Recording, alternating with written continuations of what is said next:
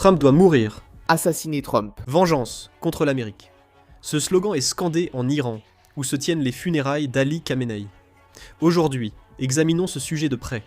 Voyons cela immédiatement. Dès le 4 juillet, les funérailles d'Ali Khamenei se sont tenues en Iran. Comme vous le savez, Ali Khamenei a été tué au début de la guerre lors d'une frappe aérienne israélienne. Les funérailles d'Ali Khamenei ont lieu 126 jours après sa mort, et elles se déroulent à très grande échelle. Les autorités estiment jusqu'à 20 millions de personnes en deuil à Téhéran. En raison de l'ampleur de l'événement, la ville a préparé 50 millions de pains, environ 5000 mosquées et 700 écoles de la région de la capitale ont été ouvertes comme hébergement, tandis que les magasins du centre-ville de Téhéran seront fermés. Les funérailles dureront jusqu'au 9 juillet. Du 4 au 5 juillet, les citoyens ordinaires pourront rendre hommage en passant devant le cercueil d'Ali Khamenei, exposé à la Mosalla de Téhéran. À partir du 6 juillet, la cérémonie de condoléances se poursuivra à Qom, la ville religieuse du centre de l'Iran. Puis à partir du 7 juillet, les funérailles auront également lieu à Karbala, le lieu saint chiite en Irak, ainsi qu'à Bagdad et Nadjaf. Ensuite, après le transfert à Machhad, la cérémonie d'inhumation aura lieu le 9 juillet, clôturant ainsi l'ensemble des funérailles. Les funérailles ne concernent pas seulement Ali Khamenei, mais concernent également les 4 membres décédés de sa famille. Cependant, l'ambiance parmi les Iraniens rassemblés lors des funérailles était différente de ce à quoi on pouvait s'attendre. Était bien plus agité. Les rues étaient pleines de personnes en deuil en noir, mais l'ambiance n'était pas que triste.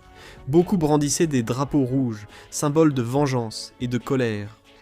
Dans la foule, des slogans comme « Mort à l'Amérique »,« Vengeance » et « Trump doit mourir » résonnaient sans cesse. Certains participants, emportés par l'émotion, sont allés au-delà des simples slogans et ont appelé à des représailles contre les États-Unis et Israël. Les voix sur place s'intensifiaient avec le temps, et des cris réclamant vengeance ont retenti à plusieurs reprises lors du passage du cortège funèbre.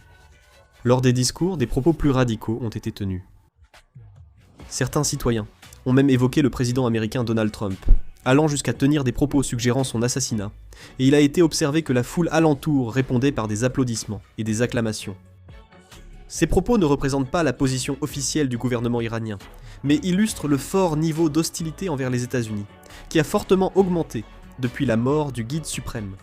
La cérémonie funéraire était censée être un événement pour rendre hommage au dirigeant national, mais l'atmosphère sur place s'est transformée en un rassemblement exprimant la colère contre les États-Unis et Israël, allant bien au-delà du simple hommage.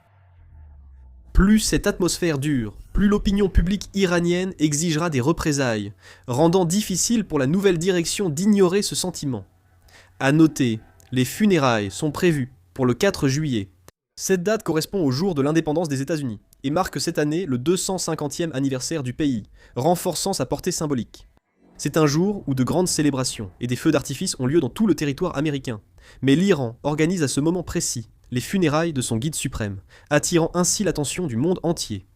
Certains analystes estiment que la coïncidence de ces dates est trop parfaite pour être simplement fortuite. L'Iran a longtemps tiré parti de son opposition aux États-Unis. Le choix de l'Iran d'organiser les funérailles de son guide suprême lors de la principale fête nationale américaine, accompagné de slogans anti-américains, est vu comme un symbole délibéré. Lors des funérailles, des slogans contre les États-Unis et appelant à la vengeance ont été scandés sans relâche, ces scènes ayant vite circulé dans les médias mondiaux. Les États-Unis. Le jour où les États-Unis célèbrent leur fête, l'Iran a montré au monde entier à la fois le deuil et la colère. De plus, la fête de l'indépendance américaine est aussi une période où l'attention des médias internationaux se concentre sur les États-Unis. Du point de vue de l'Iran, il est également possible que l'Iran ait choisi le moment le plus efficace pour utiliser les funérailles elles-mêmes comme un message politique international.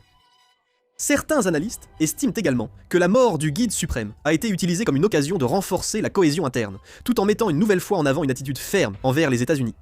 Pour ces raisons, on estime que ces funérailles ont dépassé la simple commémoration, devenant un événement porteur à la fois de signaux politiques envers les États-Unis et de messages destinés à l'étranger. Le président Trump a aussi réagi de façon inattendue après la cérémonie funéraire. Il a dit en interview avoir été surpris par le nombre d'Iraniens pleurant et exprimant leur deuil aux funérailles. Jusqu'alors, il croyait que le peuple iranien détestait Khamenei, mais les images étaient très différentes de ce qu'il imaginait. Il a ajouté qu'il ne savait pas si ces larmes étaient vraies ou fausses, exprimant ainsi des doutes sur l'authenticité de l'ambiance de deuil massive observée lors des funérailles. Cela a été perçu comme une déclaration publique reconnaissant la différence entre sa perception antérieure de l'opinion publique iranienne et ce qui a été montré sur place. Le président Trump a ensuite tenu des propos encore plus fermes. Il a affirmé qu'il pourrait éliminer tous les principaux dirigeants et chefs militaires iraniens réunis à des funérailles en une seule attaque, mais qu'il ne le ferait pas. Il a déclaré publiquement que le lieu des funérailles pourrait devenir une cible militaire vulnérable. De tels propos sont interprétés comme une démonstration du fait que les États-Unis connaissent parfaitement la localisation et les déplacements des dirigeants iraniens, tout en envoyant un message d'avertissement selon lequel des options militaires peuvent être envisagées à tout moment. Par ailleurs, les négociations entre les États-Unis et l'Iran devraient reprendre le 11 juillet au Pakistan.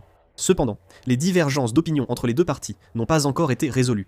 Le 21 juin, des négociations de haut niveau ont débuté entre les deux parties en Suisse. À ce moment-là, l'Iran a affirmé qu'un accord avait été conclu pour débloquer une partie de ses avoirs gelés, d'une valeur de plusieurs dizaines de milliards de dollars, mais les États-Unis ont exprimé une opinion totalement opposée. De plus, la question liée au détroit d'Ormuz reste également un point de discorde très vif entre les deux parties. Je pense qu'il serait intéressant de parler du détroit d'Ormuz. L'Iran insiste fermement sur le fait qu'il doit continuer à percevoir des frais auprès des navires qui empruntent le détroit d'Ormuz. Parallèlement, l'Iran a annoncé un traitement spécial pour des pays amis comme la Chine. L'Iran soutient que ces frais servent à assurer la sécurité, la surveillance et à couvrir les coûts environnementaux liés au passage des grands navires et non des droits de passage. Bien sûr, cela revient pratiquement au même, mais l'Iran semble orienter chaque mot de manière très précise en sa faveur. On dirait aussi que le sultanat d'Oman commence à vaciller. Oman a récemment transmis une proposition officielle visant à facturer des frais de service aux navires traversant le détroit d'Ormuz, y compris ceux des États-Unis et d'autres pays occidentaux. La délégation américaine en négociation avec l'Iran a reçu cette proposition. Selon l'Iran, il s'agit de frais pour la sécurité et l'assistance à la navigation des navires, et non de droits de passage. Ils choisissent leurs mots pour éviter toute controverse sur la liberté de navigation selon le droit international. Oman a cité le détroit de Malacca-Singapour en exemple. C'est l'une des voies maritimes les plus fréquentées au monde. Mais la profondeur de l'eau est faible et la largeur est étroite, ce qui fait que les navires risquent de heurter des rochers ou d'être impliqués dans des collisions. Les attaques de pirates étaient fréquentes, d'où la mise en place d'installations de sécurité maritime, le dragage du fond marin et l'entretien coûteux des voies de navigation. Un système de coopération avec l'Organisation maritime internationale et un fonds de balisage maritime, financé par des contributions volontaires des navires, ont été instaurés. Cependant, la communauté internationale estime qu'il est difficile de considérer le détroit d'Ormuz comme un cas similaire à celui du détroit de Malacca-Singapour. Le détroit d'Ormuz a une profondeur d'environ 70 à plus de 100 mètres, ce qui le rend très profond, et permet même aux superpétroliers de le traverser sans grande restriction. Ce n'est pas non plus un environnement où il était nécessaire de procéder à des dragages répétés à grande échelle pour maintenir la voie de navigation. La structure du détroit est jugée bien plus facile à gérer que celle de Malacca. C'est pourquoi il est souvent jugé peu convaincant d'imposer de nouveaux frais aux navires pour des coûts de gestion. La mise en place d'un tel système provoquerait une forte opposition de l'industrie maritime et des pays importateurs de pétrole, devenant sûrement un point majeur de discorde lors des négociations futures. Le principal problème est qu'Oman, qui disait ne pas prélever de droits de passage, consulte maintenant l'Occident sur leur introduction, montrant ainsi un changement de position. On peut le constater, c'est exact. Par conséquent, les préoccupations des États-Unis ne cessent de croître. Dans cette situation, la personne la plus importante qui émerge est Mojtaba Khamenei, considéré comme le successeur potentiel. Le fait d'être le fils du guide suprême a une forte portée symbolique, mais il fait face à sa première épreuve, où il doit faire reconnaître son autorité en tant que dirigeant. Le problème, c'est que Mojtaba Khamenei n'a même pas assisté à ses funérailles. C'est quelque chose de très inhabituel. Par-dessus tout, Pendant les funérailles, les appels à la vengeance contre les États-Unis et Israël persistent. Les factions radicales, dont Myung-Soo-Bee, attendent de la nouvelle direction une réaction plus ferme, le climat ambiant veut que la nouvelle direction adopte une réponse encore plus ferme. qui crée cette ambiance. C'est la situation actuelle. Si cette opinion publique grandit, Mojtaba Khamenei aura du mal à l'ignorer. A l'inverse, choisir trop vite une action militaire est aussi très risqué. Cela comporte des risques importants, Les États-Unis et Israël surveillent attentivement l'Iran. et les surveillent attentivement. Ils ont aussi affirmé qu'ils réagiraient immédiatement à toute nouvelle provocation. Ils maintiennent cette position. Dans une telle situation, s'ils lancent une attaque de représailles, il sera difficile d'exclure la possibilité d'une nouvelle escalade du conflit militaire. En particulier, l'Iran a récemment subi des dommages considérables à ses installations militaires, à ses installations nucléaires et à sa chaîne de commandement à cause de la guerre. Par conséquent, il serait difficile pour eux de poursuivre le conflit de la même manière qu'auparavant. D'un autre côté, s'ils ne réagissent pas du tout, la pression politique interne pourrait s'accroître encore davantage. Après la mort du guide suprême, les funérailles nationales ont vu de nombreux citoyens réclamer vengeance, et les milieux religieux et politiques les plus durs appelaient eux aussi à une réponse ferme. Si la nouvelle direction ne met l'accent que sur la négociation et la stabilité, les partisans de la ligne dure pourraient l'accuser de manquer d'autorité. Pour ces raisons, Mojtaba Khamenei se retrouve, dès le début de son mandat, dans une situation où il doit faire un choix très difficile entre la nécessité d'éviter un affrontement militaire et la forte opinion interne en faveur d'une ligne dure. Selon certaines analyses, les décisions qu'il prendra à l'avenir pourraient non seulement influencer les négociations avec les États-Unis, mais aussi modifier considérablement le niveau de tension dans tout le Moyen-Orient.